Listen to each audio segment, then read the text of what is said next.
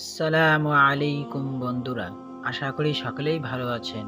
আর আপনারা দেখছেন ক্লাস। বন্ধুরা, আজকের এই ভিডিওতে নবী সাল্লাল্লাহু আলাইহি সাল্লামের অসাধারণ এক মুজিজার ঘটনা আপনাদেরকে শোনাবো।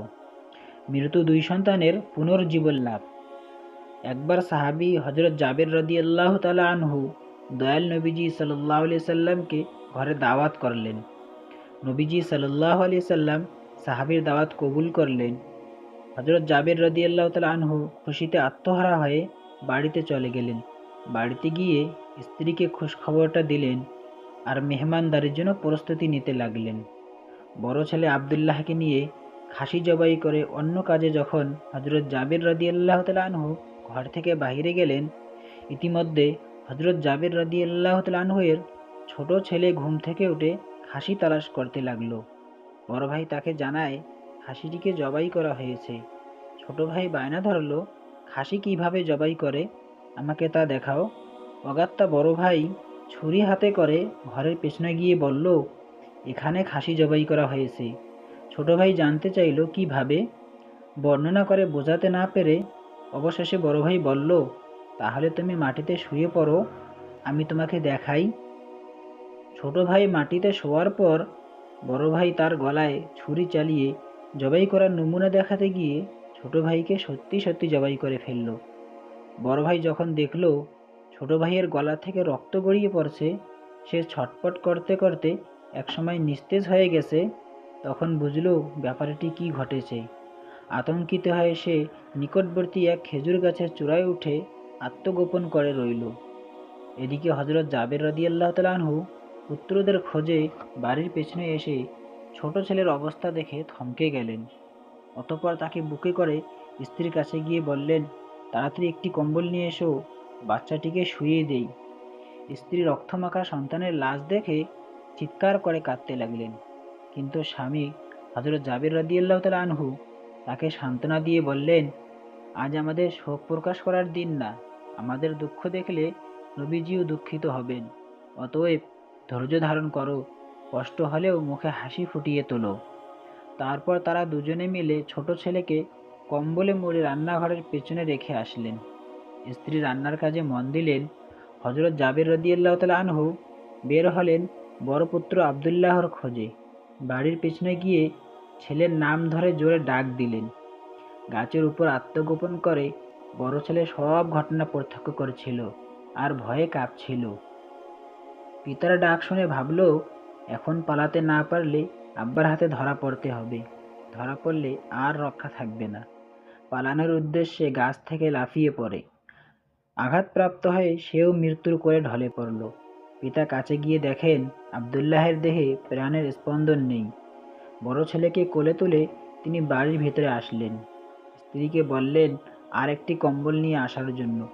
বড় ছেলের এই অবস্থা দেখে দরদি মা পুনরায় আর্তনাদ করে উঠলেন। স্বামী তাকে পুনরায় সান্ত্বনা দিয়ে বললেন, ধৈর্য ধরো, আজ আমাদের দুঃখ প্রকাশের দিন না, আজ আমাদের পরম আনন্দের দিন। দয়াল নবীজি অল্প কিছুক্ষণের মধ্যেই আমাদের ঘরে তশরিফ আনবেন। তারপর দুজনে মিলে বড় ছেলের লাশও কম্বলে মুড়ে ছোট ছেলের লাশের পাশে রাখলেন। স্বামী স্ত্রী তাদের চোখের পানি মুছে মুখে হাসি ফুটিয়ে তোলেন। হযরত জাবের রাদিয়াল্লাহু তাআলা আনহু বাড়ির সামনে দাঁড়িয়ে নবীজির আগমনের অপেক্ষা করতে লাগলেন। অল্পক্ষণের মধ্যে নবীজিকে উটের পিঠে করে আসতে দেখা গেল। হযরত জাবের রাদিয়াল্লাহু তাআলা আনহু আনন্দে আত্মহারা হয়ে দৌড়ে গিয়ে স্ত্রীকে নবীজির আগমনের সংবাদ দিলেন এবং পুনরায় তিনি দৌড়ে বাড়ির সামনে চলে এলেন। নবীজির উটের কাছে গিয়ে তাকে বাড়ি পর্যন্ত এগিয়ে আনলেন। নবীজি জাবের রাদিয়াল্লাহু তাআলা আনহু এর ঘরের সামনে উট থামিয়ে তার ডান পা মোবারক মাটিতে রাখলেন, বাম পা মোবারক এখনো নামাতে বাকি।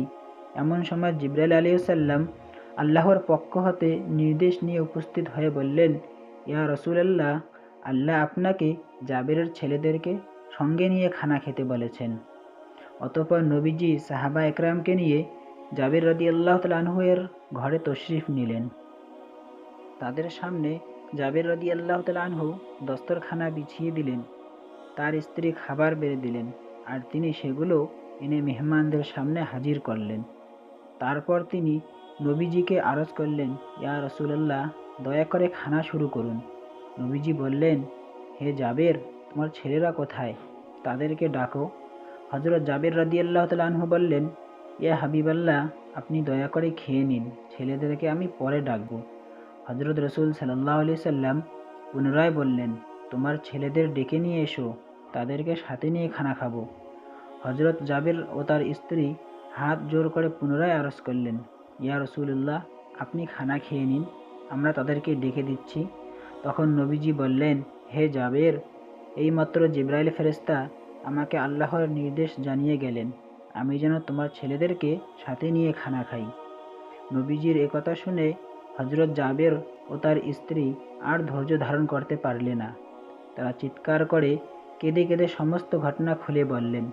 তখন নবীজি হযরত জাবের রাদিয়াল্লাহু তাআলা আনহুকে বললেন, তোমার ছেলেদের কাছে গিয়ে বলো, আল্লাহর নবী তাদেরকে ডাকছেন। হযরত জাবের রাদিয়াল্লাহু তাআলা আনহু নবীজির নির্দেশ মোতাবেক ছেলেদের লাশের সামনে গিয়ে তা বললেন। সঙ্গে তারা দুজন আল্লাহু আকবার বলে উঠে নবীজির কাছে দৌড়ে চলে গেল। অতঃপর নবীজি সাল্লাল্লাহু আলাইহি সাল্লাম আল্লাহর নির্দেশ মোতাবেক হযরত জাবের রাদিয়াল্লাহু তাআলা আনহু এর দুই সন্তানকে নিয়ে খানা খেলেন।